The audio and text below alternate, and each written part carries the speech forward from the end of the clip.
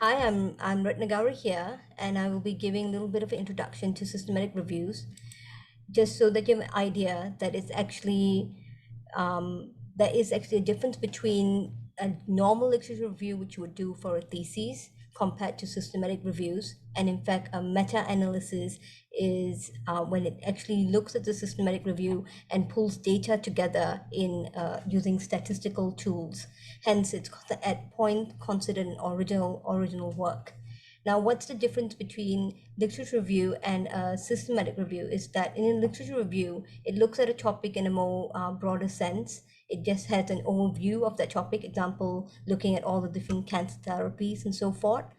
And hence, it's a bit more qualitative, and hence there is biasness when you do a literature review because you are just kind of scoping for what information is out there. You might use keywords to search for things, but you're not doing it in a systematic way, and it generally looks at everything.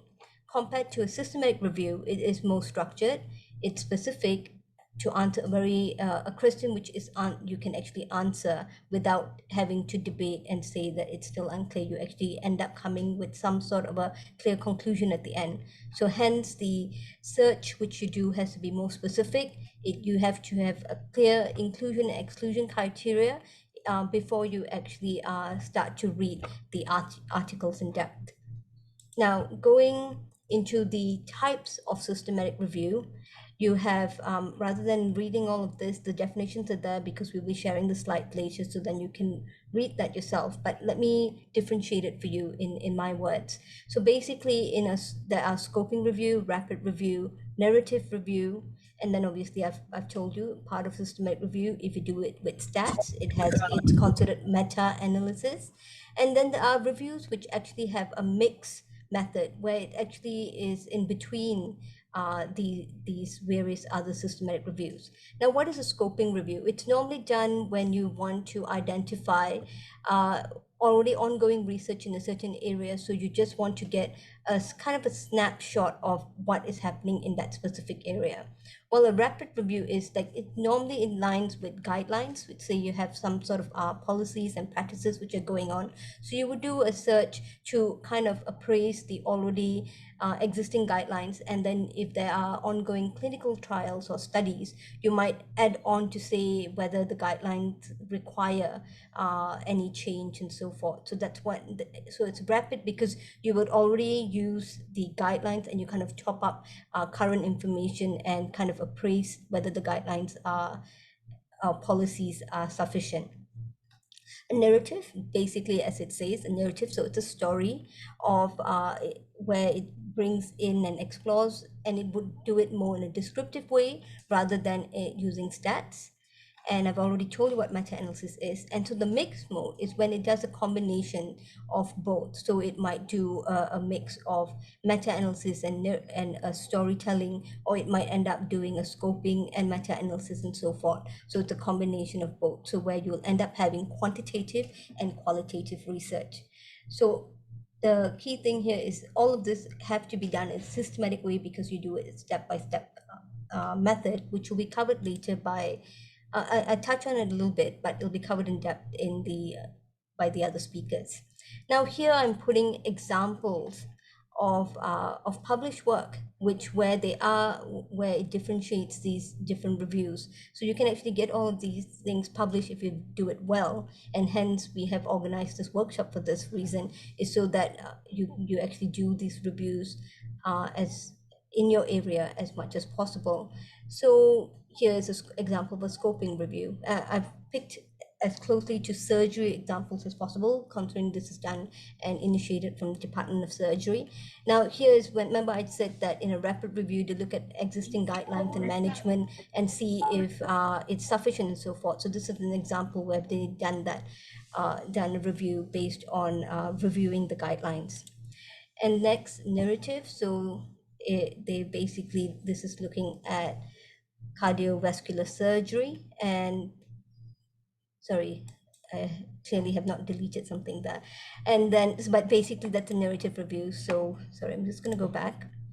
Here is an example of a meta-analysis review, and this is an idea of a mix where they've actually done meta-analysis as well as done narrative in. And basically the idea here is, so the clear thing which I want to highlight here is when you end up having meta-analysis, because it has its own independent, it ends up using some statistical tool and you're actually doing your own analysis, it is considered an original article compared to the other kinds of reviews. The up above here, it will actually say review. But in a case of a meta systematic review and meta-analysis, it is considered an original article in by most journals. So what is the benefit of doing systematic reviews? It's done because you have a gap in knowledge and you're not really sure what is happening, what is done and not done. So you normally do a literature review to address this gap. But the difference is a systematic review will do it in a way where you'll be less biased and you will not miss out any critical information. Hence, it synthesizes different studies to compile the results into a single study. Hence, the true effect is you'll be able to derive the true effect of what is actually already happening in terms of what is already known and unknown in that area which you are investigating. So what would the problems which you might face? You'll need training. It does need a certain level of skill. So going for courses like this, in fact, this course is just an introductory course. In fact, you have workshops which go on for 5 days, and in fact, for each of it, there are in-depth workshops where you get really hands-on and so forth. So there is training involved. Hence, it can be time consuming to run a proper systematic review search, and from start to finish to publishing can even take up to 1 year to 2 years for some people. The minimum spent, maybe one of the faster rapid reviews can be 3 months, but you have to be very diligent. You probably have to give up. You have to probably sit and spend quite a lot of time to get it out if you want to get it out fast and so forth. And the other thing is sometimes trying to differentiate. So you have different studies. So you got RCTs, you have prospective studies, retrospective studies. So then trying to differentiate studies to include and not include, and actually coming up with the middle ground of what is comparable and not comparable of the outcomes will take quite a lot of practice and discussions among your co-authors and so forth. So hence it goes back to time. Now, why do I say lack of funding? Sometimes you might need some assistance, and in terms of attending courses, you might have to pay fees and so forth in terms of printing those papers and reading it through, and maybe the tools which you are using to assess the papers, there is a cost to it. So it can say lack of funding, but it really depends on whether you have the, it's not going to cost as much compared to running a normal clinical trial and so forth though. So generally, these steps will be covered by Prosy and Renita later, but I just to give you an intro of what is to come is basically you have to be very clear and about what your research topic is going to be. Then you kind of determine what stage the current literature is at, and then you will then determine how much time you need to spend and what are the resources which are needed. Hence, you'll decide then whether funding is needed, and you have to decide from the beginning who are all the authors are going to be and what each author is need, their roles need to be identified from the start. These are the general steps I've already covered, that you come up with a clear question and to come up with a protocol. So this is your methodology, as well as part of it, you'll come up with a proforma, because part of the data sheet which you want to extract the information from, before you extract the data, you want to know exactly what are the information you want to read when you're reading a paper, what other things which you want to note down into that particular proforma of yours. And then you will search the literature accordingly. You will then screen through the studies to see based on your inclusion and exclusion criteria, and then you would start to appraise and collate the information which you're getting so that you can write it up. I'm not going to go into this. Prof. C is going to cover this, but this is just basically, as you can see, in a normal clinical study or in any studies, you will try to identify these things. So it's very important that you have to understand in a systematic review compared to literature review, you will end up actually you should be able to identify these things in the beginning itself, what exactly are your inclusion and exclusion criteria, basing off to be able to answer in keeping this framework in mind. There are handbooks and so forth, and there are checklists and everything which is there. Previously, you used to register these studies under Cochrane, but there was an in-between phase where Cochrane was being revamped. At that point, to actually let people know that you are running this particular study, you would end up having to enroll your protocol somewhere. So there's also other kinds of places where you can register your study. So this is similar to if you're doing clinical work, you would register at clinical.gov of an ongoing trial. So you can actually register. Why you need to do this is so that people know that you're already doing this particular systematic review. So you're kind of already pre-booking that you're doing this. So no one's going to go and duplicate your work. And that way it gives you a bit of a safeguard that by if it's going to take you a year, that no one's going to try and do a similar work to you at that point. Or maybe they might join and do a slightly different aspect of what you're doing. So registering it is recommended. It's not compulsory, but it's recommended. And that's pretty much it. The details of all of this will be covered. So thank you for listening. Thank you, Dr. Gauri, for inviting me for this session. So basically, I'm actually given like 1 hour. Okay, so I'll try to cover as much as possible so that everyone can get the idea of how to conduct a literature search when you're conducting a systematic review. So I think I will try to see what I can do, and because this can only be a brief session, because technically we usually have like workshops and things like that. So of course that will be the technical part, but for today I think I'll be focusing more on the basic things that you should know when you want to conduct a literature search whenever you're conducting a systematic review. Okay, so today I'll be introducing to you, okay, which Dr. Gauri has actually covered a lot of things already just now, but what my session will be more on the searching. Okay, so so some introduction about systematic review, and then the steps in conducting systematic review, and then how to develop the search strategies and some take-home messages lah. All right, so actually I have an example here. Just want to share with you a little bit lah. Maybe some of you already know how is Cochrane review. So what I usually deal is that we work on some sort of like a Cochrane review and also the common systematic review that I publish in a common journal. Okay, so these are the differences that I want to show you. Okay, if it's a Cochrane review, okay, you have to follow their template. Okay, there's already a template that you just need to follow their template. Okay, and you just need to fill in the blanks, and you use their own software which is called RefMan and all that. So that is different, yeah. So we have to follow their template and all that. So what I'm going to show you now, let's say if you want to conduct your search, okay, what are the things that you'll be reporting later? Okay, so when you can check the scroll down, okay, when you look at the method section especially, okay, that is where you can get all the information about the search. Okay, so if let's say you want to know what databases that they use, when they started their search and all that, straight away go to the search, the method section, and you can read up the details on that lah. Okay, see, these are the databases that they have used to search, and then the year of publication, when they started to search and all that. Okay, and sometimes for your information, they will also provide the search strategy. Okay, usually I noticed that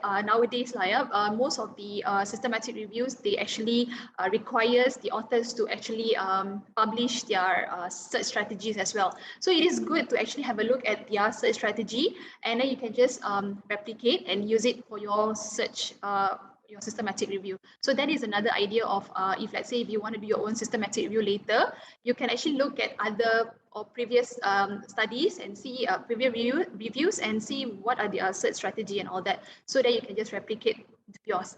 Okay, so another systematic review that that I'm going to share is that this is something that has been published in a common journal, meaning not in Cochrane, not in a Cochrane database. Okay, this is published in a common journal. Okay, so this is how it looks like lah. All right, so I'm just going to straight away go to the method section. So as you can see, the method section is written almost the same. Okay, the most important thing that you need to know is that you have to come up with your search strategy. Okay, the year and then which databases, and sometimes you also need to highlight the keywords that you use to search. Okay, so this is very, very important when you want to report your search. Okay, so that is my part that I want to explain to you about the differences between Cochrane and also the common journals that you want to publish lah. Okay, all right. So that is the difference between that two. Okay, so just a very brief introduction about systematic review. So from a perspective of a librarian, yeah, because I realized that when I was actually introduced to a systematic review, I realized that this is a very, very good method, okay, that we can actually collate all the empirical evidence that fits pre-specified criteria in order to answer a specific research question. The reason why I'm saying this is because as a librarian, of course, we want to search everything. Okay, we want to make sure that when you want to answer a research question or a clinical question, okay, to answer to that certain question, right, you need to make sure that all this information, okay, that you found, okay, that you search, you found, and you want to make sure that these papers can actually answer to that question. So that's why sometimes I realize that, to be honest, I'm actually working with many research reviews projects with the other teams as well. So I realized that searching is not the same. Okay, the principle of searching is the same, but how you want to answer to different kind of reviews is different. Okay, so you need to know the technique of searching, and also you have to modify it. Okay, you have to modify based on the research question. You have to know what are the objective, the outcomes. Okay, what are the databases that we need to use. So we have to amend. Okay, we have to modify to answer that certain questions. Okay, of course, the searching techniques and all that is the same, but it's just that when you want to answer certain clinical questions, because they have different study designs, so you have to, you have to do it according to that particular review. Okay, so you have to change a little bit here and there. All right, so just to give you a summary of it, okay, so when a systematic review actually presents a stronger evidence compared to individual studies. So these are the individual studies that you have found. Okay, for example, from my experience, there are like 8,000 papers you have to go through, okay, on that certain topic. Okay, so once you have actually found 8,000 papers, so you have to go through one by one and select those papers that actually can answer to your clinical question or your review question. Okay, so that is where, after rigorous and systematic screening, selection, analysis, and reporting processes, then you can produce a systematic review. Okay, so basically, as what Dr. Gauri mentioned just now, we usually just want to get the answers that this is actually based on evidence. Okay, because this is actually the answer based on evidence. So that's why we call it as evidence-based method. Because I was actually involved with systematic review because I was doing my PhD in RUCA, where they actually wanted a medical librarian to be trained to conduct a systematic review. So that's why from my perspective, I think searching is the most important part when you want to conduct systematic review. That's why we need to know the proper way of searching and all that. All right, so once you already know that, and that is where you want to know the conclusion, because this conclusion will actually help clinicians to make their decision. So that's why it is important. If it's a good opportunity actually to publish systematic reviews. Okay, it's a good opportunity, and I think it's very high. There's actually high chances to publish a systematic review. Okay, all right. So the differences between systematic review and a literature review. I know most of you are familiar with literature review. So what are the differences in terms of the search strategy? Of course, when you conduct a systematic review, the search is more comprehensive. Okay, and it's actually conducted in a systematic way compared to a literature review. When you conduct a literature review, the strategy is not explicitly stated, meaning you don't like mention which databases you search, where, how, and all that, right? So if it's a systematic review, you have to mention, okay, Okay, what are the restrictions? Do you have like language restrictions? Okay, you have to justify why and all that. Okay, so you have to make sure you know the differences between both lah. Okay, so that's the idea of that. So this is the example of reviews, which has been mentioned just now also, some of the reviews. Okay, but these are the common ones that I've seen. All right, so I've been working with you. Of course, not all, and you have to know, okay, in terms of the search, yes, it is a little bit different because sometimes you have to know which search strategy actually cater for which reviews. Of course, you need to know the process and all that, but sometimes it's a little bit different. Okay, I'll explain to you why it's different. Yeah, so you know what is systematic review, you know what is a rapid review, meta-analysis, network meta-analysis, copy reviews, umbrella reviews, and living systematic reviews. So this one you can actually read up more on that. All right. So the common ones is systematic reviews, copy reviews, and then you have like rapid reviews. Of course, meta-analysis if you have to do it lah. All right. So but the rest I think not. I'm not really like into that yet, but I've heard about it before. Some students come and see me. They mentioned that they want to do this reviews and all that. So I've heard about it, but I've never done it before. Okay. So yeah, so basically systematic reviews or meta-analysis is the highest level of evidence, right? Because it's already filtered. Okay, the information has been filtered. So that's why this is the diagram where it shows the quality of the evidence, all right? So meaning that if let's say you have like okay, so let's say you have the lowest is the opinion and all that, right? So the highest is systematic review or meta-analysis. So you can actually just rely on the answers, okay, because it has been filtered and analyzed and assessed. So that's why you can actually rely on the answer. You can depend on the answers, okay? So you have to know all this lah. So this is also important. So these are the systematic review process. All right. So of course, this one will be focusing on the search, and for your information, you have to make sure that you know what are the issues. You have to identify the issues. You have to determine the question, the review questions, and then write a plan for the review. And then the third stage is where you have to search for the studies. And then of course you have to do some selection, sift all the information, and then you have to extract the data, you know, assess the quality and all that. So then you can produce your systematic review and it can be disseminated, right? So these are the more in detail. Okay, I'll explain to you what are the steps in conducting the systematic review.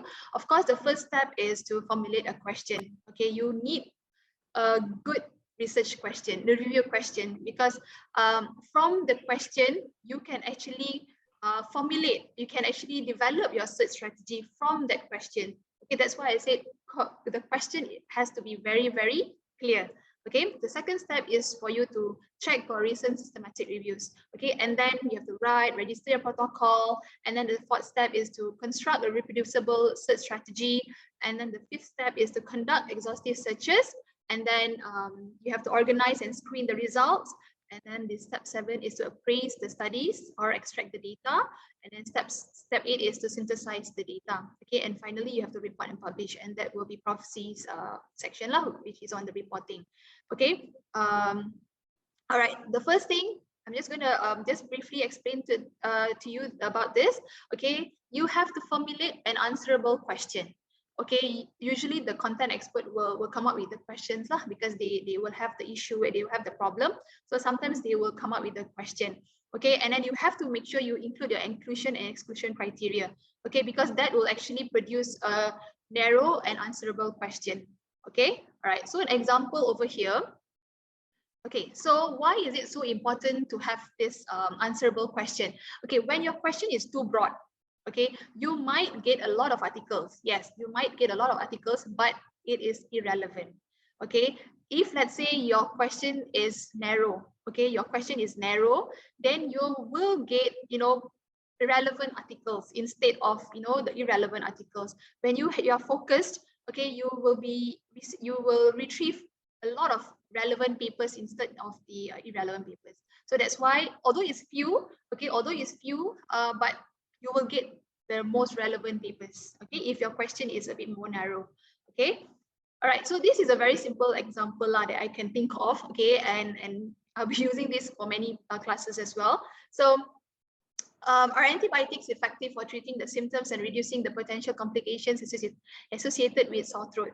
Okay, so looking at this, you can actually just see this is a very simple question that you want to know. Okay, sometimes you have clinical questions at that point of time, right? You don't know whether this particular question is whether this drug is actually useful or it is used to treat this kind of this symptom or whatever. Okay, so you need this kind of question. So how to answer this?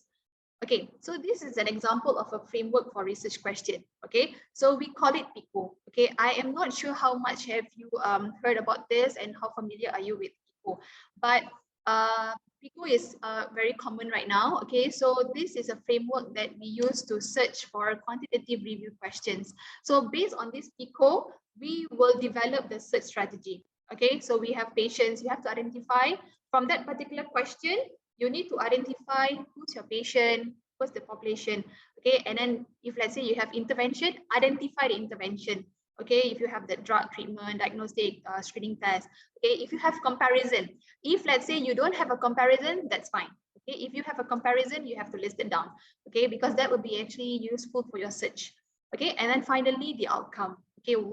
Let's say if you want to reduce mortality or you want to improve memory or whatever, so you need to also list down. Okay, I'll show you an example of the search worksheet later, which you can actually use it later, because I'm going to share that with Dr. Gauri and she can pass it to all of you. Okay, so it is also important from this PICO, you need to also identify the study design.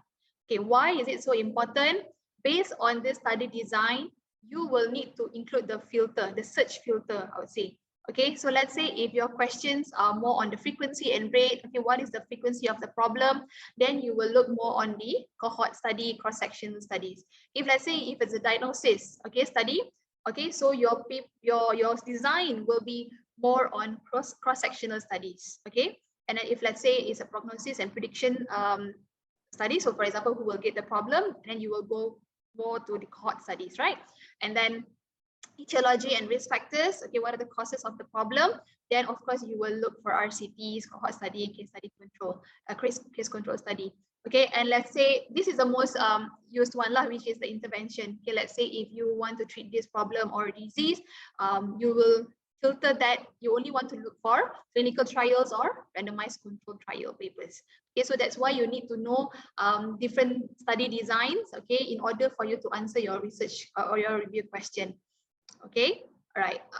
So this is for qualitative evidence. Okay, let's say if you have PICO, okay, that is the framework for quantitative, but for qualitative evidence, you can use SPICE, okay, SPICE, and then Eclipse is for health policy management information, okay. So this is the guideline for you. From this framework, you can develop your search strategy. Okay, and we have spider, we have behemoth, okay, we have simo, okay, so it actually caters for different study designs and all that. Okay, so you have to read up on that a little bit.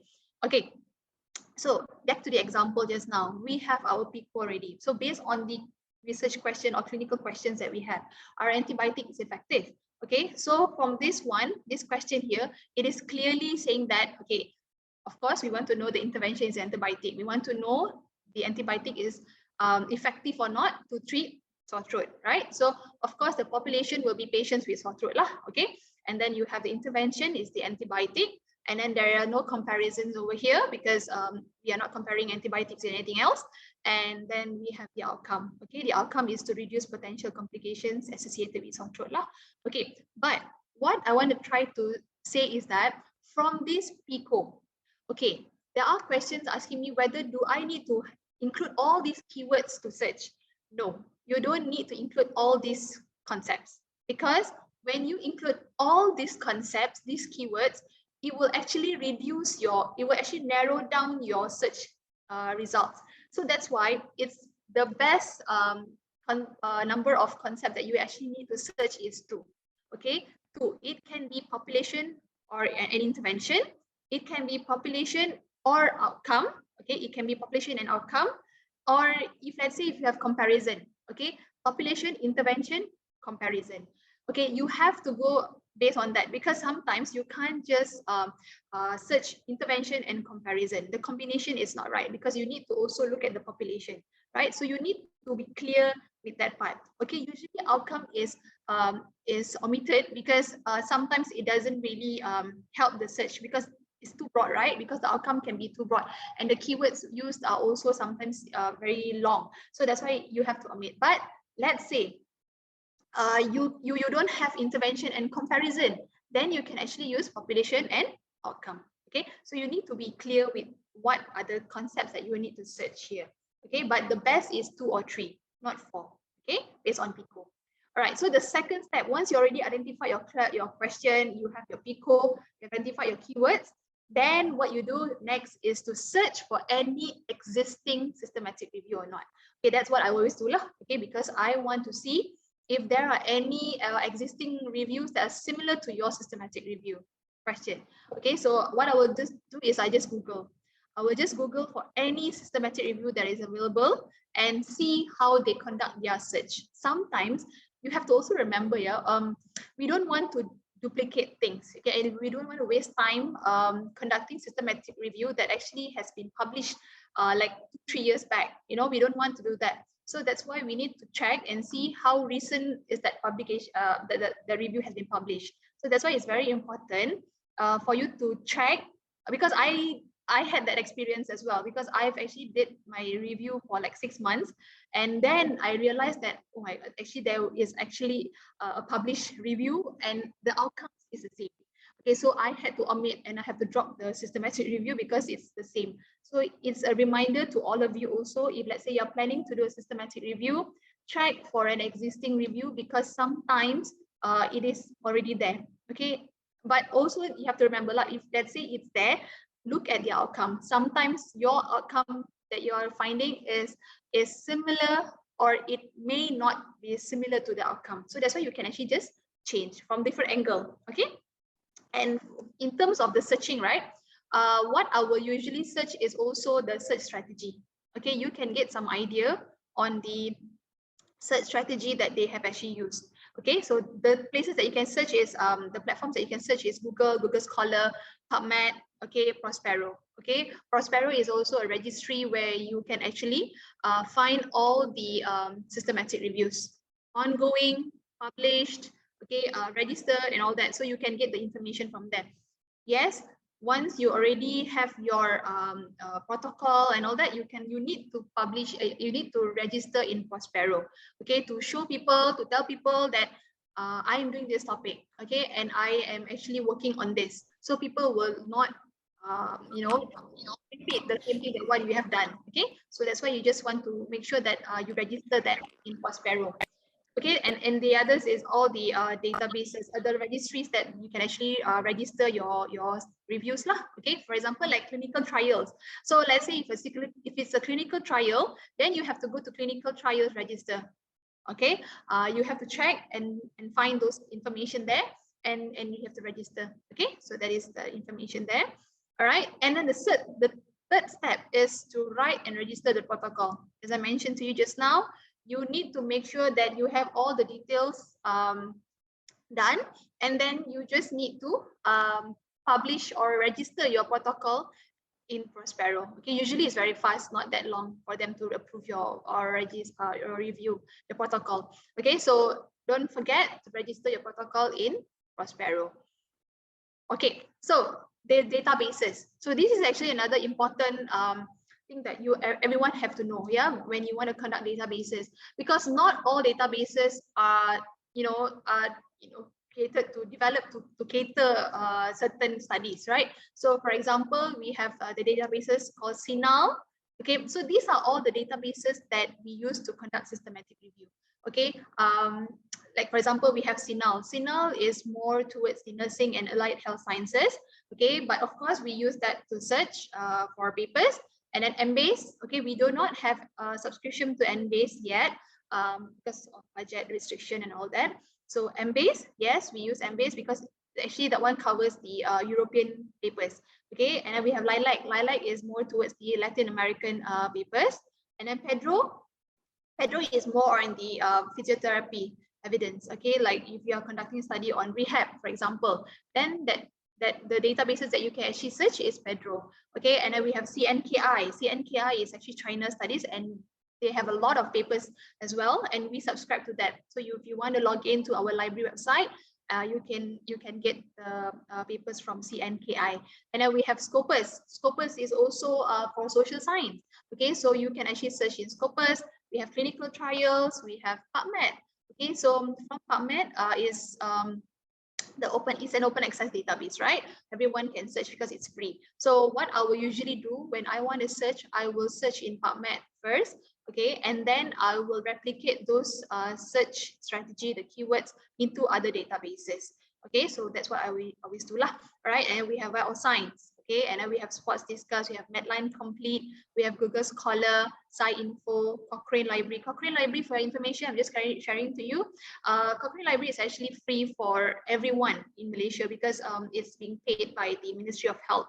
So please use the database because it will actually help to increase the usage, and also we can continue subscribing. If the usage is low, then it will actually affect the subscription. Yeah, so just to remind you on that. Okay, so these are the databases that we have related to a systematic review lah. Okay, so you can actually just search here. Okay, of course, besides having databases, the online databases, the major ones, we can actually search for literature. We call it as grey literature, meaning that this will actually cover theses, conference proceedings. So these are the papers or written articles that are not being published in journals. So these are also, you can actually include this information into your systematic review. Sometimes this is all unpublished conference papers, so these are the information that you might, it might be useful for your review. So that's why sometimes you don't want to avoid this. You have to just have a look at it and see whether if there's any interesting one. So the example is from Open Grey. You can just Google for Open Grey, GreyNet, Grey Literature Report. Okay, so these are all the other informations that we have outside there. Okay, you can actually just Google for it. Yeah, so for example, like if it's a Malaysian studies, you can actually just go to the government agencies websites, and then you can get from MyMedR. I'm not sure how familiar are you with MyMedR, but this is the Malaysian Medical Repository. So you can actually just search for the medical local papers in this data repository. Okay, we have a NIH Reporter, WHO, ProQuest. Okay, so ProQuest dissertation and thesis, the library subscribe to it. And this is where you can actually search for any international published thesis. So this is very, very useful also. Okay, I find that most of the students actually enjoy using this as well. Not only for systematic review, but let's say you have to come up with your own thesis in the future, you can actually refer to this. Okay.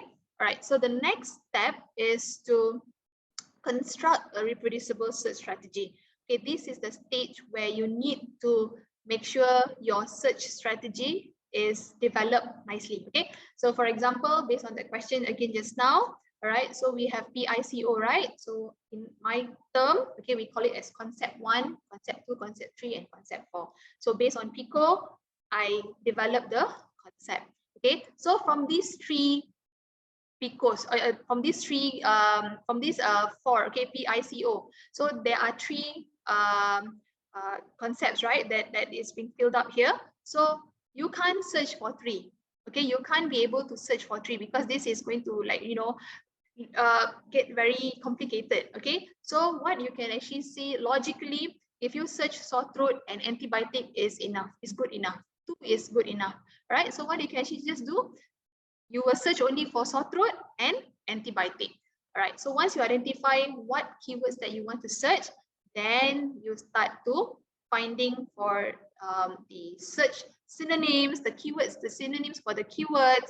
You have to look for terminology, layman term, clinical terms, okay, scientific names, everything. You have to do all that. Okay, you have to identify your synonyms as much as you can, because you don't know what are the terms that other authors have actually used in their papers. So you don't want to miss any of the papers, right? So that's why you need to include that in your search strategy. Okay, so and then once you already identify your free text term, and then you need to find for mesh. Okay, so MASH is actually called medical subject heading, all right, because that is a controlled vocabulary term that is actually being indexed by the librarian, okay, and they have actually given a name to that, okay, they have given a name to that particular keyword, all right, so you need to know that also lah. Okay, I will share with you the link for you to learn more about MASH and all that. So I will share with you because we don't have much time to explain what is MASH and all that. Okay, so once you already identified the concept 1, 2, 3, or 4, okay, then you need to list down all the search keywords. Okay, all right, once you already have that, so for the questions that we have just now, which is on sore throat and antibiotics, right? So these are the few examples that I can list down lah. Okay, I'm not going to include everything. I know antibiotics we have a lot of synonyms, right? So as for an example, we just include few. Okay, so for example, we have sore throat. So you need to find as many synonyms as possible to explain or to show the synonyms for sore throat. Okay, you have to list down everything. And then the same goes for antibiotic. You have to list down all the synonyms for antibiotics. Right? So these are the two concepts that we are going to use to search. Okay, so this is what we call alternative terms or free text terms. Okay, it can be layman term and also the scientific names for it. Okay. All right, so where to search for the synonyms? Of course, you can just use the thesaurus. If it's a generic term, you can just use the normal thesaurus lah. If let's say if it's a medical related term, of course, you have to use the medical dictionary or thesaurus to find the synonyms. And then the controlled vocab terms, it's a standardized terminology, so it's called MASH. Okay, used by the indexes to help find articles on the topic, regardless of the exact word used by the authors. So it actually help you. MASH actually help you. Sometimes you don't know what terms that they use, right? So once the librarian at the, for example, PubMed, okay, of course the librarians are working at the back of the screen. So so at the end, they actually identify these papers and they just put into one, they group it, they group those keywords and they put under one major heading. So that's why we call it as medical subject heading, and it is being controlled by one particular heading. Okay, so for example, like Medline, Sinal, Cochrane, we use MASH. Okay, let's say if you go to MBase, it's called M3. Okay, so it's different a little bit lah. Right. So this is PubMed. All right. So where can we find MASH? Okay, where are we supposed to find medical subject heading? So what you can actually do is, when you go to PubMed, of course there is one section over here which is called MASH database. So you can just click on that, and you can find the medical subject heading. And let's say if you go to PubMed also, if you realize when you click on one particular paper, you can actually see their MASH term. You can just click MASH term. It can actually show you what are the MASH that they use for this particular paper. Okay, and then once you click that, it will direct you to this page, which is the MASH database. And it will actually show you, okay, this is pharyngitis. So it is being used for this sore throat. Okay, so that is how we identify the MASH. Okay, so that is one of the way of doing it lah. Okay, and then you can see, so this is a MASH. So you can actually read the description here. Okay, inflammation of the throat. So that's why, but the librarians in PubMed, they actually identify this as pharyngitis. Okay, right. So another important things that you all should be aware also is about Boolean operator. Okay, whenever you want to search, you need to make sure if it's the same concept, you need to combine with OR, because when you combine with OR, you will get more papers. Okay, more papers, more related papers based on that particular concept. Okay, and if let's say you combine it with N, okay, so you have concept 1 and concept 2, you combine with N, definitely you will get the papers that are related to A and B, and you want them to be combined. That means you want both keywords or concepts to be available in your search results. Okay, and then for systematic review, we don't really use not. Okay, if not necessary for you to use it, just don't use it first. Okay, please use OR and N first. And then if it's like too broad, your search result is too broad, then you can actually use not. If not, I think you can just leave it. All right, don't use not. Okay, so example, this is where you need to combine, okay, MASH and free text word. So for example, we have the population, right? Remember we had sore throat. Okay, sore throat, and we have to include title abstract, because the reason why we include title abstract, TIB is title abstract, yeah? So if let's say title abstract, we know that this particular keyword will appear in your title or abstract. If it appears in title abstract, meaning that sore throat is in that paper, sore throat is important in that paper, okay, meaning that we only want that to appear in title or abstract. Okay, if you don't include title abstract, your search strategy, this keyword will actually appear, for example, in references only. Sometimes this particular keyword will only appear in discussion. We don't want that to happen, right? We want to limit our search. We want to make sure our search results are really good. Okay, that's why we need to include title abstract. Don't worry, we have actually done research on that. We wrote a paper on that where you need to include title abstract when you want to search. The combination of title abstract and also mesh. Okay, so you can see here, these are all the keywords that we use, and you also need to combine with your mesh. Okay, the same concept, remember you have to search with OR. Okay, and the same concept you have to combine with OR. Okay, so that will actually give you more papers, okay, on that particular keyword. Okay, so once you identify the OR, okay, the synonyms, you combine with OR, you identify your mesh and all that, then you put it all together. Okay, so once you already have your OR, you need to combine both concept with AND. So your result will actually have a combination of sore throat and all this, okay, and also the intervention here, all the antibiotics or whatever, penicillin, amoxicillin, and all that. So all this information will be combined, and your results will be better. Okay, you will get more relevant papers. Okay, right? So that is how we combine both concepts. Okay, so this is how a complete search strategy looks like. All right, so once you have this, so this is how it looks like lah. Okay, once you combine, and then sometimes you can see like this is a very simple search strategy, because we actually have like a lot. This is like very simple one. There are some search strategy that I've seen that they have like few pages also. So I was like, wow, okay, so that is maybe a complex one lah. Okay, but this is how a complete search strategy looks like. Okay, and then yeah, so this is how it looks like when you want to search in PubMed. Okay, so you have to use the search history and the advanced search so that you will do this. You can actually search it. So I actually have a link that you can actually use so that you can know how to do this also. Okay, you can know how to search for mesh and how to input the keywords in PubMed. Okay, I will share with you later. So once you already construct or develop your search strategy, from my experience, right, what I can say is that you have to make sure you develop only one search strategy for one database first.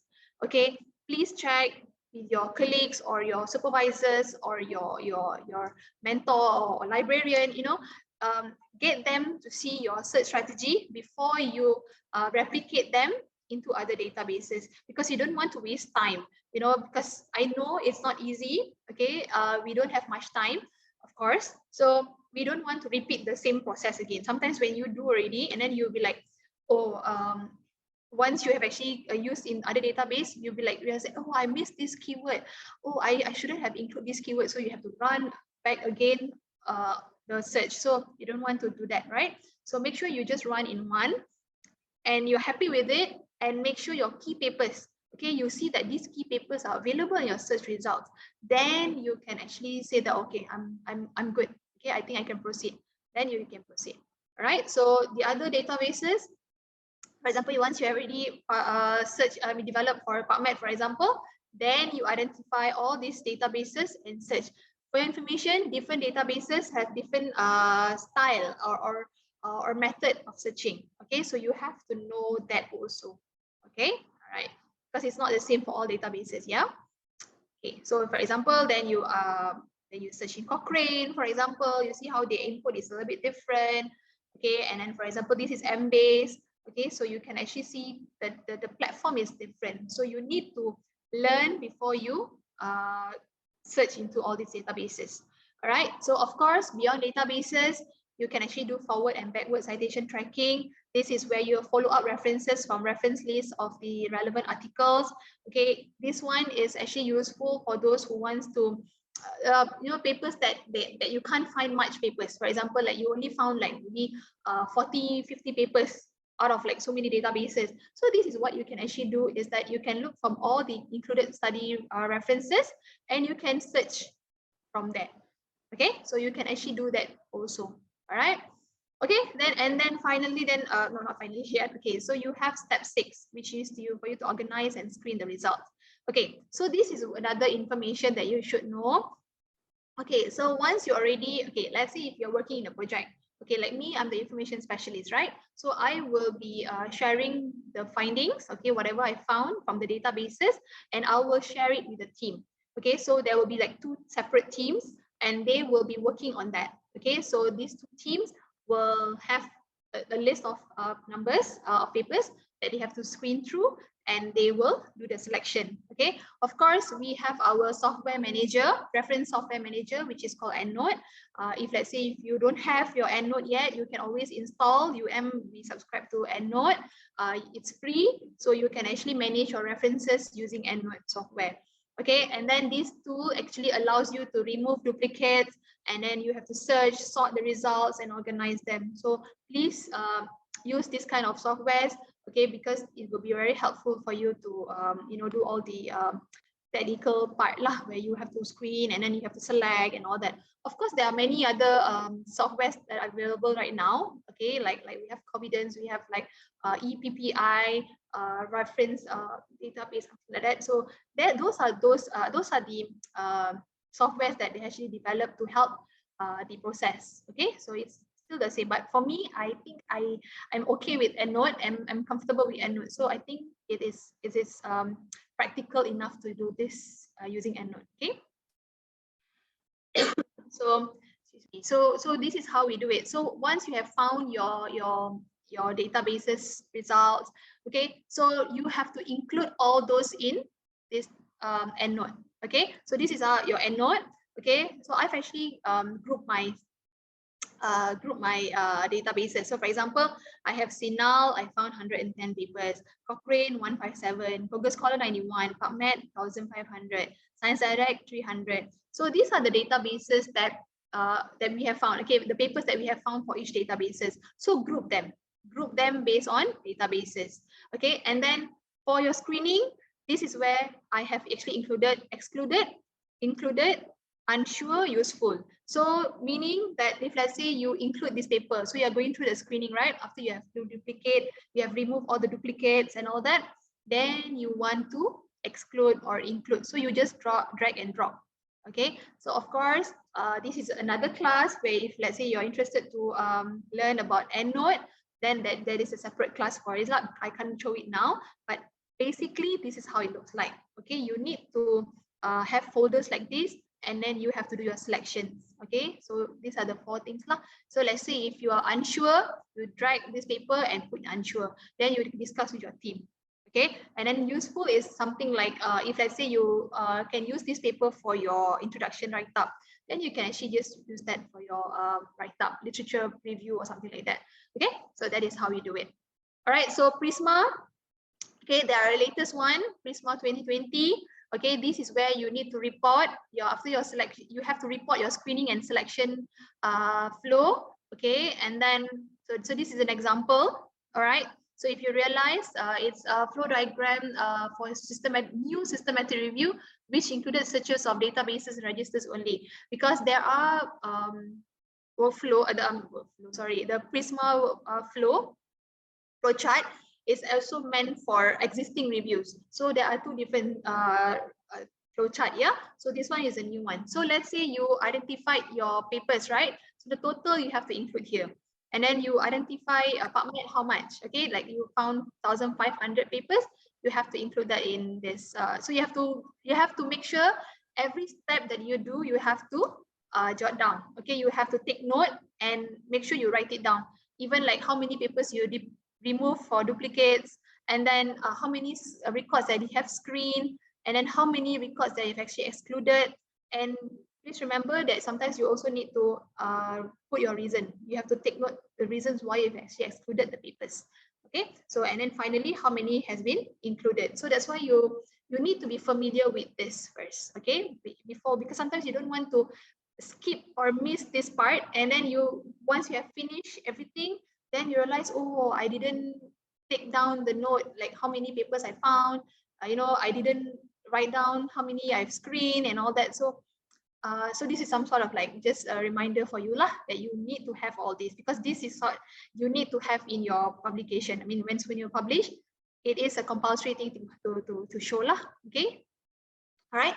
So how to know whether your search strategy is sufficient enough or not?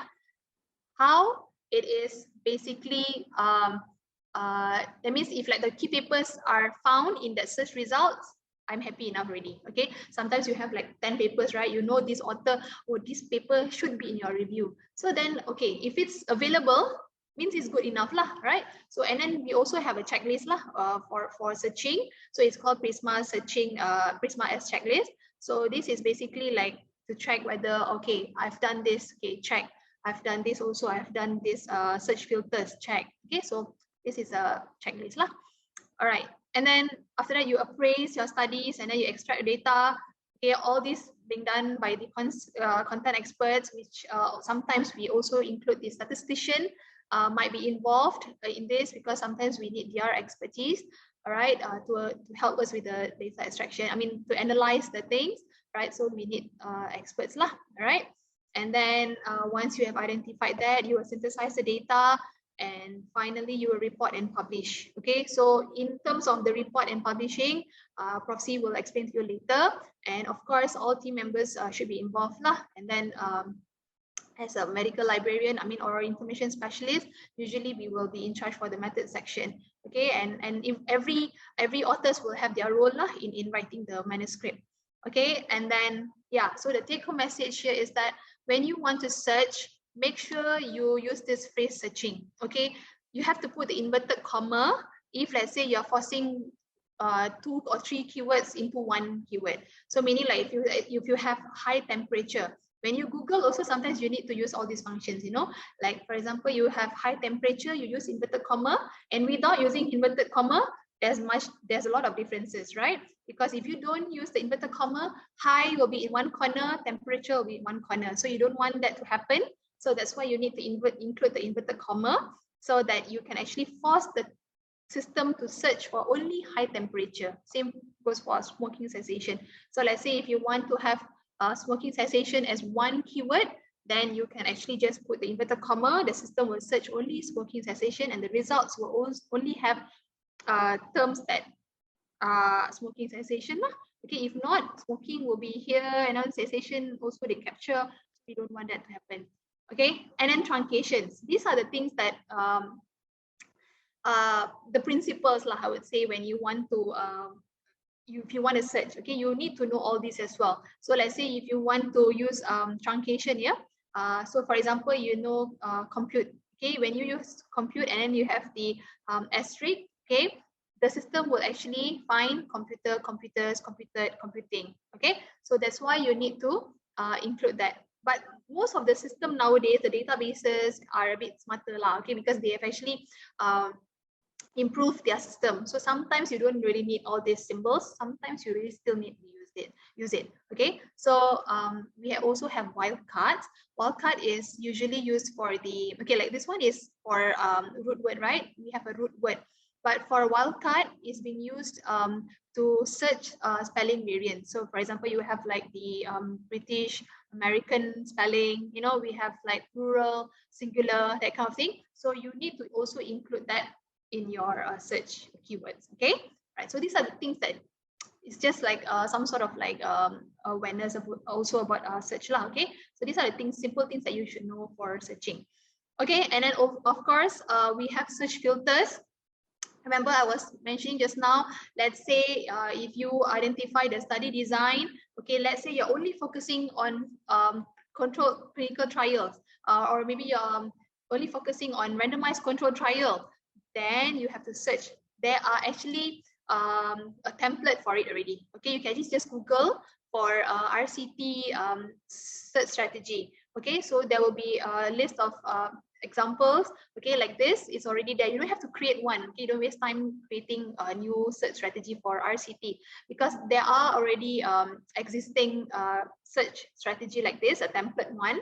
So you can just copy and paste that in your search. Okay, so once you've done your search strategy, finally include the study design. Okay, so that's what you need to do. Okay, and then also remember, use the combination of title, abstract, and also the controlled vocab terms like mesh. Okay, use the combination of these two, because this will actually help you to get more relevant papers. Okay, and then yeah, of course, you can actually look for similar reviews. Before you start, please search for existing reviews. If you don't have, see other reviews that actually use the same keywords and their search strategy. Sometimes you can just copy, and see what are the keywords that they use, like this, and you can just amend it. Okay, but of course you have to make sure it is relevant or related to your review question. Okay, so try to search first and see their search strategy, and then you can just copy. I mean, of course, we don't want to waste time, right? So of course we can just search for something else which has been established, okay, and has been accepted also. So why not? We can just copy and just amend it based on our topic. Okay, so that is how we do it. So finally, of course, there are no perfect search strategies developed for the first time. Refine, refine, and refine. Okay, because of course we need a lot of patience when it comes to search, especially when you are conducting a systematic review. I realized that the searching part will take quite some time, because we want to make sure the keywords are correct. Okay, that's why once you already have your search, you can do it very fast if, let's say, you have the time lah. Okay, all right. So thank you so much. If, let's say, if you need any other information, or let's say you're interested to know more, or maybe you have like questions that you want to ask me, or you want me to guide on the searching part, you can always email me. Okay, I'll be there to help you. Okay, thank you so much. So basics of conducting systematic review, I think Dr. Renita had already explained pretty well. I'm just going to share from I haven't done that much, about less than 10 of systematic review, but it's worth to share with you how about when we are going to start, and what are the things, the mistakes we commonly going to make. So as you have seen just now, the systematic review is basically a method of evidence synthesis. You try to collect all the empirical evidence and try to answer a very specific research question. By surprise, sometimes when somebody asks you to actually look into the topic, you thought so, somebody have seen it or have looked into it for a long, long time. Example, just my recent experience looking into just the milk fortification and bone mineral density. And surprisingly, when you're looking to the form as well, it has not much been done. So just saying that, that's why you really need a systematic review. And most of the time, try to look into the Cochrane Handbook for Systematic Reviews and how you're actually looking into it. So normally, when you're doing a systematic review, you're trying to uncover the international evidence. You're trying to confirm certain practices, because sometimes we've been doing that for the past 10, 20 years. And I think with the update by Systematic Review from 2020, it actually gives some information that we used to follow from 2010. And this systematic review, what we call a protocol, needs to be changed or make some amendments to make it more relevant to the current context. And then we need to identify and inform areas for future research, because the whole idea to see whether what we are doing is repeated or repeating what people have done, or we want to make some improvement. And at the same time, this is the best time, if you are looking to systematic review, to identify or find the research gaps. And this is where it's very crucial to do your systematic review properly. So as what Dr. Renita had mentioned just now, when you are formulating research questions, because Dr. Renita gave a very good from number 1 to number 8, if I can recall correctly, I'm just going to synthesize very few so that you can actually listen and try to digest the information. Most important thing is when you're trying to do something, must be clear and focused. Try not to put everything at one go, okay? What you really want to know, what you really want to expect to see, okay? Not too broad and not too narrow. Just now, Dr. Renita have shown in terms of either using and or even not, okay? Researchable, whether it's suitable amount of quality research materials or references. Because sometimes if it's really, really new topic, sometimes when you're trying to look into it, they might end up just be one person who have just published that work. So that's not worth of putting your effort. So the other thing is, formulate the research question well. You must determine why and what is the purpose of you doing it. Choose the relevant topic that you want. And sometimes it's good, prior to do all these things, try to look if there, somebody have done some protocols, which I'm going to share with you later, from where you can actually look into it. And then narrow down the topic. Don't get confused, because some people are actually talking about systematic review. Some people are actually talking about scoping review. Focus what you want to do. If you want to do just systematic review, focus and narrow down to one specific issue. And write the research question. I guess with a lot of us, either be novice, we are new, when we want to answer some research question, we like to make it a very broad statement. That is not a good practice. And if you can relate with the previous speaker, always consult with your senior colleagues whether you are on the right track. And develop your research protocol. So before you start, it's always good to look into published protocols. You see, I just learned also about the MyMed systematic review just now by Dr. Ranita, but at the same time, you can also look into NMRR, is somebody who actually looking into such research. And in some certain instances, we look into Prospero, which I'm going to share with you later. But one thing, when you're talking about systematic, the word systematic there gives you some idea. What does it mean? You must look into the PCOS criteria, which I'm going to explain to you briefly a little bit, because some of you might have known. Inclusion-exclusion criteria, what sort of information sources that you're looking at, okay? What would be the search strategy, and how you're going to do the data extraction. I think for the data extraction, I'm going to show you some tools. If you're doing RCT, how you're actually looking into it, and how you're going to appraise those studies. So PCOS, maybe just to recap what Dr. Ranita had mentioned earlier on. First, you look into the participants, or if you're in public health, you look into the population and what really the problem is. Look into the exposure. What sort of interventions being given to the populations that you're going to look at? Is it more in terms of additional sugar or salt, or is there anything new methods that for your intervention that you're looking at? Try to compare, okay? And then what are the outcomes that very important to look at, and the study design, because all these things will give you to what level of the quality of the study. So basically, PICO that I mentioned just now, you're trying to describe your patient, the intervention, and what type of questions you're going to ask, whether the diagnosis, is it going to give you prevention, or as what would be the best study design if you want to move forward. Because sometimes, don't forget, when you're doing systematic review, you have seen all these things have been done by what we call case control study. So let's say if you want to do RCT, so what should we do? How are we going to improve it? Of course, it needs some clinical judgment and few others, but definitely you need this information to begin with. You develop the research protocol, and normally I encourage my students to look into Prospero to begin with, because this is so-called systematic review protocol that is internationally we are registering. And I always give them a good, if you registered by this month, you must make sure the work has been completed by 6 months. Otherwise, then you might have new papers coming out and you need to rerun your, what we call it, search strategy again. Okay, just to show with you, this is how it looks like. This is some of my systematic review. If it's ongoing, so you can see here, if it's a new one, that's fine. But even though if it's registered for a few months ago, if it's more than 6 months, the candidate needs to actually rerun it again.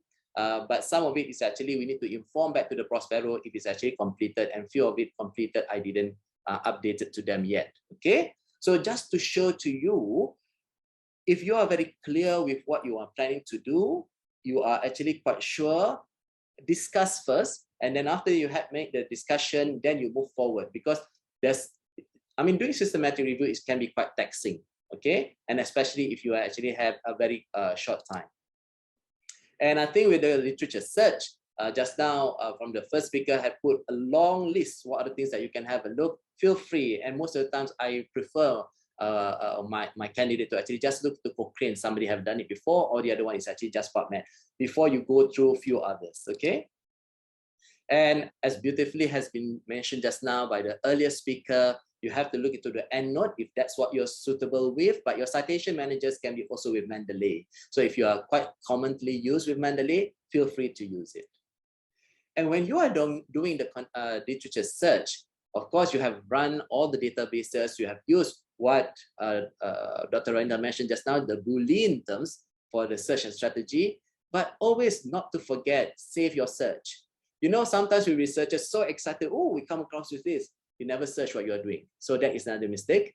And also, just now already mentioned about grey literature. Grey literature, maybe for the past, the recent 10 years, people are taking more and putting more, what we call it, emphasis towards thesis and unpublished work. Sometimes you can just Google and look into it, because some of these researchers, they might not publish it in paper because it's not a requirement by their universities to publish in manuscript. So sometimes it's quite good to actually just look to grey literature. And some of the work that I did, sometimes there's no grey literature, which is blessing in disguise. The other thing is, if you are fluent in other languages, such as, for example, German language, I'm not sure if Mandarin, feel free to actually expand a little bit. And you can see, based on our previous work, I expand a little bit to different language, and then you can get 1 or 2 papers. And obviously the person who can speak Mandarin must read the paper. And then we put it in when we are citing them. But I have seen quite a few of my colleagues internationally, if they find it somebody who can speak German, they will ask somebody to actually translate for them, which is no harm if you can do that. And then in the citation manager, use tools to remove duplicates. Okay, sometimes they are actually had published in their what we call it, their national language, and then they publish it in English as well. They shouldn't, but then if you notice that as well, please choose one only. So the study selection, normally the crucial part here when you're doing systematic review, there need to be 2 reviewers, okay? There's no point of you actually just doing it on your own, because you need to discuss. And after you have discussed, if there is any discrepancies, you need your 3rd reviewer. This is where your supervisors play a role. And I find it very interesting. Sometimes the supervisors encouraging their candidates to do systematic review, but they don't have time to actually spend it to actually just look into the 20 papers. Personally, if you want to become a good scientist and knowing things inside out, you need to spend some time here. But I think with Department of Surgery, quite a number of you have done systematic review, which is good. So screen the titles, look into the abstracts, because sometimes you might actually have 600 abstracts with the current work that I'm doing. So quite a lot. So you really need to see per day how many you can do, about 60 maybe. Get full text of the article when if you can. Open access definitely, but if you cannot, I always like to ask from the authors. And I guess from the library, library now, they actually make it more simplified in browsing or something, so you can actually just put it there if you want something. Go through full text article and remove those that does not meet your eligibility criteria. And you, as I mentioned to you, you need the 3rd reviewer for consensus if the 2 cannot agree. Because one person say, oh yes, this paper actually need to be in, the other paper is not, or this is high quality, this is not. So your 3rd person should come in. Data extraction. As simple as you can put it in your Excel table, include essential information, either from bibliographic, either title, author, and study characteristics. Most important thing is to understand the study design and study duration. Because your study design, if it's a RCT, then you need to use a different scoring if you want to, okay? Data extraction done independently by 2 reviewers. Always make it 2 different reviewers who are actually looking independently. Don't put them next to each other, okay? Because they can influence each other very much, okay? So appraisal of studies, I think this is just to add from what just now Dr. Ranita, if it's a cross-sectional or a cohort study, because I'm commonly used for cohort because that's my area, but I also have done RCT before. So you normally will use Newcastle Ottawa scale to actually look into it. And sorry, I don't know why mine is actually always like to block this thing. So the appraisal is done to look into whether what's the study base, is there any bias or not, before you go for the final synthesis. You can click on this link about the UHRI Programs Clinical Epidemiology for your information. And this is how it looks like for the case control studies. If you're using the Newcastle Ottawa Quality Assessment Scale, they come in with a selection. What's the case definition? Is it comparable? Is that what's the exposure looks like? And then if it's actually looking into the cohort, they are slightly different compared to the case control studies. So when you are doing systematic review, please ensure the tool that you are going to use is correct, because otherwise you're putting so much effort, and then after that you're not putting in terms of the assessment scale properly, that is going to waste of your energy. And then for the RCT, you can also look into the Cochrane risk of bias tool. It's always one step to look into it because there's always about the selection you're looking at, how well is the patient or the subjects being randomized, the performance, is there any attrition, is there any actually reporting, and bias rated either high or low or unclear, okay? And that's normally will give you some sort of like a green color or red color, which I'm not showing it here. But just to show with you the Cochrane risk of bias tool, you can actually see it from here, the signaling questions, how do they actually do the allocation? Is it randomly or is it open label? Is it concealed when you're actually doing for the randomization? Is it almost similar but just different coding A and B? Okay, risk of bias judgment. And sometimes this is actually in the Word format, or sometimes you can actually have it here in a more what we call it documentation in a computer. Or the other one of appraisal studies, sometimes we look into the methodological rigor. So when you look into this, you look, you can use JADA score, and I'm sure most of clinicians here actually using JADA score. You are looking into what will be the randomization, how is masking. So it means that here, is the study doing a proper randomization? Is it double blinded or is it singly blinded? Okay, that is to highlight about the masking here. And then the accountability. Obviously, if you look into the study, there's no way the study come in 40, finish with 40. Okay, if you can actually have a very nice 40 beginning and 40 at the end as the outcome, there's something wrong somewhere. Okay, so you then, after you look into that, you go and total score them, you give you either 3 to 5 means good quality, if it's less means the poor quality of the study. All right, so go through with this. It's actually, it looks a lot of work, but once you get familiarized with it, you can actually ace them quite easily. And this is to concur back with what Dr. Ranita just now mentioned about your narrative synthesis. And when you look into it from the whole systematic review, it's quite big to begin with, but once you actually look into your inclusion and exclusion criteria, then you start to realize the numbers going down, and then you only ended up with very few papers, maybe for example 10 or 15, and you really need to know the paper inside out from the what we call it outcomes of the study design and everything for you to make the analysis. And however, if you're doing for the RCT just now, if you're planning to do meta-analysis, then that's a different what we call it tool that you need to actually add in. Okay. So reporting the findings, you can actually, as we know, Prisma has already updated their what we call it reporting items. So please make sure that you use this Prisma 2020 rather than you use the old one 2010. What will be the statements there and then the explanations? Because if you want to do, let's say, for example, meta-analysis, you must be clear with the forest plot that you're going to put in, the plug in the numbers, what you want to put in.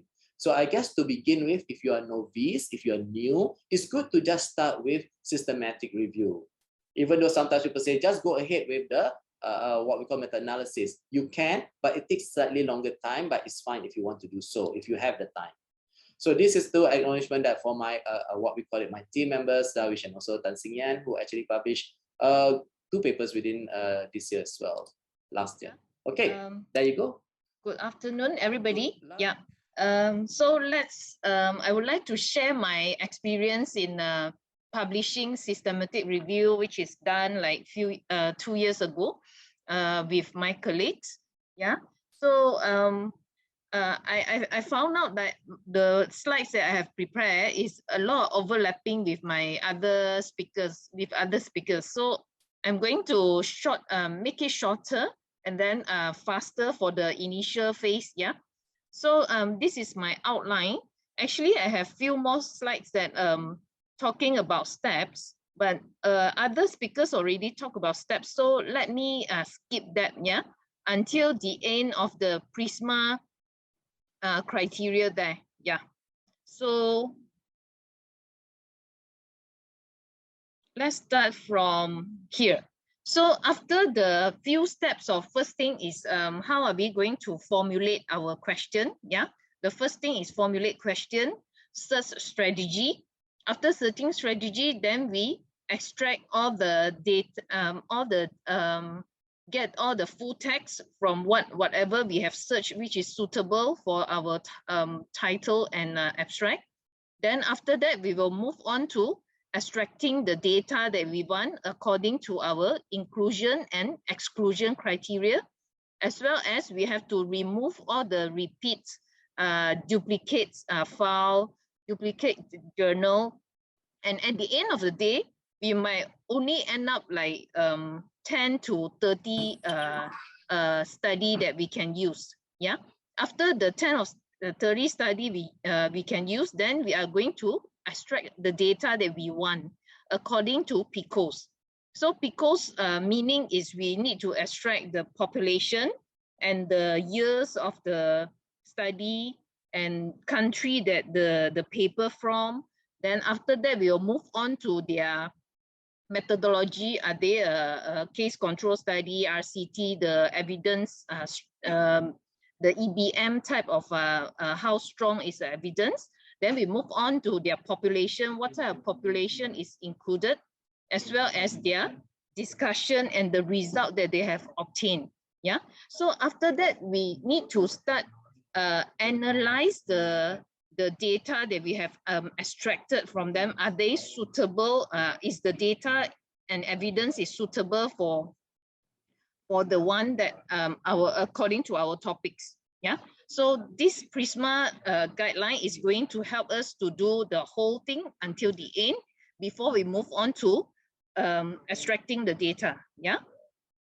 So all the extracting data, we need a lot of help from citation manager like EndNote, or we use Ryan as well. Sometimes you can use Ryan to help us to organize our all the data that we have, all the journal full text that we have downloaded. Yeah. So after we have done all, extracted the data, and then we have analyzed them. If they are, if the study is including meta-analysis, then we have to do the frost and plots, all that. Then finally, what should we do? We need to start writing out all the our systematic review according to different parts, and here we are going to guide you how to do it. Yeah. So how to publish your systematic review? Before we publish, we have to write it out first, right? So the way of publishing systematic review is same like how we publish the original research article. So they have included all the parts that we need. So it's all according to Prisma criteria, and which is the updated one, 2020, given by Prof. Hazrin just now.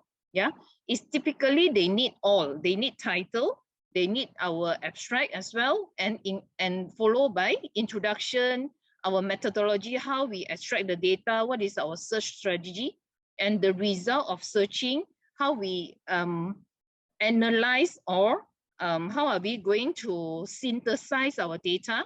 And through there, we need to do the discussion and conclusion. Yeah.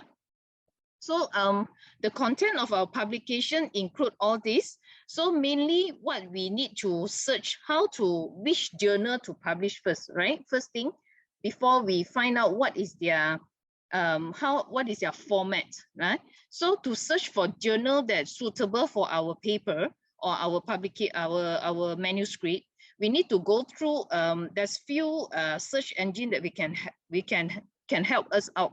The first thing is the JCR. JCR search engine can help us to find which type of journal that is a World of Science journal that's suitable. So basically, the search engine is a master list, and then we can take our title as well as our abstract to put inside there. Then they will find some suitable journal that related to our title and our abstract, and they will suggest according to the scoring system. Yeah, there's another type of journal called Simingo, which is a Scopus journal. They also can help on this. So they have a session that helping us to generate some journal list that's suitable to publish our manuscript or our systematic review according to the title. So a lot of journal nowadays, WOS journal, accept systematic review, meta-analysis, because this is the strongest evidence paper, right? So the content of our paper have to be with all these formats. Yeah. So, and including Prisma criteria as well, and Prisma checklist. Yeah. So in the journal, they will always ask whether the systematic review is being registered or not. Yeah. The field registration platform will be, the first thing is Prospero, which is a free registration platform, like just now Prof. Hazrin said. And within 6 months, we should complete our work and publish the outcome from the work. Yeah, there's other few search platform that sometimes need to pay. Yeah, so Prospero, Cochrane is one of the platform as well, but the Cochrane, we need to publish our protocol. Yeah, so but they have a lot of strict criteria and it have to be being trained for Cochrane. Yeah, so Prospero is the best free platform for all of us, and especially for the beginner as well. Yeah, so in the Prospero, there is a lot of criteria they would like us to register and let them know what is our PICOs, what is our search strategy, or that. Yeah, so in our publication that we submit to journal, so we have to make sure they are fulfilling every journal. Different journal have different submission criteria that we need to fulfill, but generally they have all these types of subtitle that we need to follow, which is like writing a manuscript. Yeah. Okay. So title, we need to clearly define our title. Abstract means is include everything from our introduction, background, methodology, our result, as well as discussion. And then they will like us to move on to introduction, the background of the research or the systematic review, the reason we want to do it. And then as well as what is the available gaps of research available so far that make us to do the review for this. And then after that, we will move on to methodology session. This session, they are very strict. They're having a lot of criteria that we need to follow, which is we need to tell them what inclusion, exclusion criteria that we are setting. And then how are we going to identify the study and with what type of search engines, as well as our study selection and how we do the data extraction and how we do the quality assessment and the result of that, and how we do the data analysis for the meta-analysis part. Yeah. And from there, we have to move on to explain to them the result of our search and how are the current evidence can help us to show whether the result of our specific title is being answered. Yeah.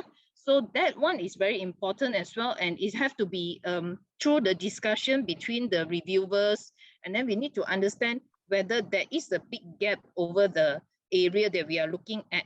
Yeah, and the discussion will be following our result that we have generate. Yeah, so the reference part for this systematic review publication is also very crucial, because a lot of limitations. Sometimes the journal will limit numbers of publication, numbers of reference that they want. So we got to see what is their limits of publication and the patterns and the format that they want as well. Yeah, okay. So here, there's some tips of doing a publication for systematic review. First thing, we can look at a similar type of articles that are being published, like some of the articles that we have retrieved from the study as well. Which type of journal will prefer to take this out of systematic review?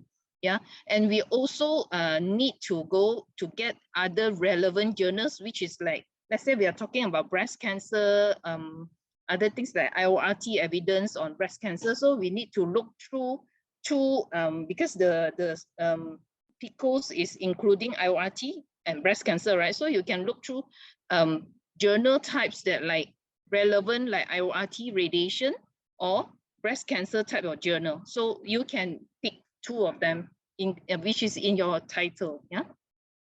So when we choose the journal, we also have to choose those with reputation and avoid predatory publishers Predatory publisher means you pay and then they will publish your paper. So a lot of currently there's a lot of journals that request open access, and then they want the publication fees. And once you pay, then they will definitely take your paper. So the quality of the journal is questionable, as well as low impact factors as well. Yeah, so we do have need to have a backup plan as well. Let's say this journal is not accepting my paper. What other journals that can help me? So every time when we find the journal through the JCR or Simingo, we can find few journals that are suitable. Yeah. So last but not least, be persistent. Yeah. So don't give up. Yeah. Okay. Thank you very much.